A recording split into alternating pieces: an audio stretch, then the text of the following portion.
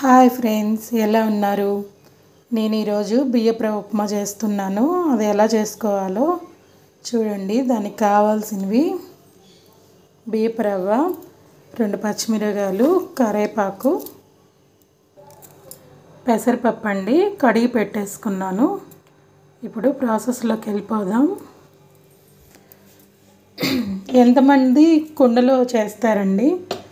నేనైతే కుండలోనే చేస్తాను. రాగి సంగటి కానీ ఉప్మాలు కానీ ఎంతమంది వాడతారో కామెంట్స్ చేయండి. 2 స్పూన్స్ ఆయిల్ వేసుకున్నాను. ఇప్పుడు తాలింపు గింజలు వేసుకుందామండి. తాలింపు గింజలు వేగాయండి. ఇప్పుడు దీంట్లో కరివేపాకు, పచ్చిమిరపకాయలు వేసుకుందాం.